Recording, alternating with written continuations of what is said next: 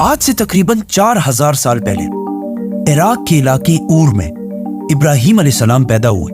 ये ऊर कोई आम सिटी नहीं थी, बल्कि उस जमाने की एक बहुत ही स्ट्रॉन्ग और इम्पोर्टेंट सिटी थी। इसका अंदाजा इस बात से लगाया जा सकता है कि आज से 4000 साल पहले जब इब्राहिम अलैहिस्सलाम इस सिटी में आबाद थे, उसी टाइम का एक टेम्पल इस सिटी में आज भी मौजूद है, जिसे ज़िगुरात ऑफ उर कहा जाता है। ये ऐसी बिल्डिंग्स हैं जिन्हें आज भी बनाना बहुत ही मुश्किल और महंगा काम होगा, और इसी बिल्डिंग की शेप को कॉपी करके यूनाइटेड किंगडम की सीक्रेट एजेंसी MI6 ने अपना हेडक्वार्टर बनाया। इब्राहिम अलैहिस्सलाम का ऊर सिटी में पैदा होना हजारों साल तक सिर्फ तौरात में लिखा हुआ था, लेकिन आज से तकरीबन 100 साल पहले 1930s में साइंटिस्ट को इराक के इसी इलाके से कुछ बहुत ही इंपॉर्टेंट टैबलेट्स मिली, जिनमें साफ साफ इसी ऊर सिटी का बार बार जिक्र है। साइंटिस्ट को इन इंस्क्रिप्शंस के साथ साथ बहुत सारे और खजाने और ट्रेजर्स भी मिले। इन टैबलेट्स के इंस्पेक्शन से ये भी पता चला कि ये 4000 साल पुराने हैं, मतलब एग्जैक्टली इब्राहिम अलैहिस्सलाम के टाइम के आसपास।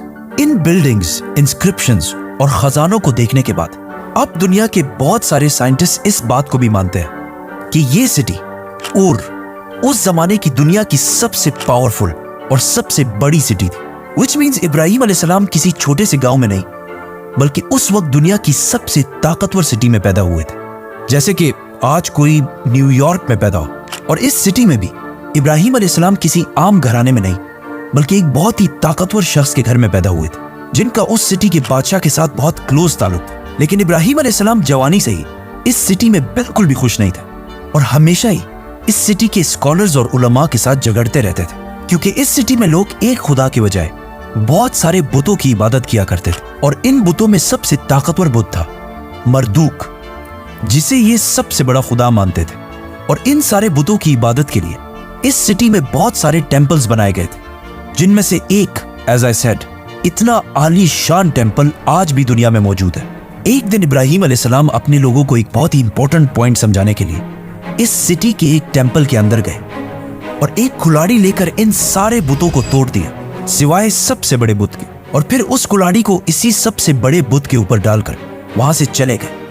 जब इस शहर के लोगों ने आकर ये सब कुछ देखा, तो वो सीधा इब्राहिम अलैहिस्सलाम के पास गए। तो इब्राहिम अलैहिस्सलाम ने कहा कि हो सकता है इस बड़े बुत को इन सारों पर गुस्सा आया हो, इसीलिए उसने इन सारों को मार दिया हो। उन्होंने कहा कि ये तुम क्या कह रहे हो, बुत थोड़ी कुछ कर सकता है। तो इब्राहिम अलैहिस्सलाम ने कहा, एग्जैक्टली, जब तुम्हें पता है कि ये कुछ भी नहीं कर सकता, तो फिर इनसे मांगते क्यों? लेकिन इस बात पर इन सबको इतना गुस्सा आया कि उन्होंने इब्राहिम अलैहिस्सलाम को इबरत बनाने के लिए उस सिटी के बादशाह की मदद से एक बहुत बड़ी आग तैयार की। अब यहाँ पे एक कंफ्यूजन है कि ये बादशाह नमरूद था और या नमरूद के अलावा कोई और था, क्योंकि तौरात और कुरान दोनों में इस बादशाह का नमरूद होने का कोई जिक्र नहीं है।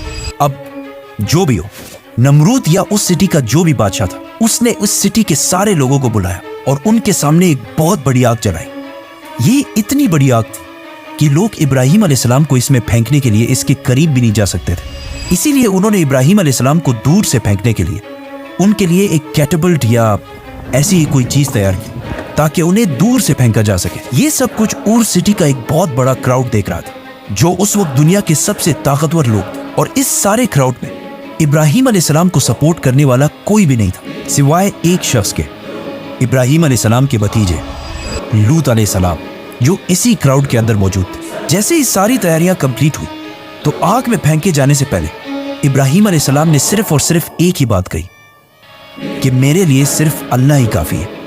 और आखिर इब्राहिम अलैहिस्सलाम को उन्होंने आग की तरफ फेंक दिया। लेकिन इब्राहिम अलैहिस्सलाम उस वक्त दुनिया के सबसे ताकतवर लोगों के सामने बिल्कुल सही सलामत इस आग के दरमियान से चलकर बाहर निकले। ये देखकर इस सिटी के सारे लोग बहुत हैरान हुए कि ये कैसे हो सकता है। लेकिन इसके बाद ये सारे लोग इतने डर गए कि उन्होंने दोबारा कभी इब्राहिम अलैहिस्सलाम को नुकसान पहुंचाने की कोशिश ही नहीं।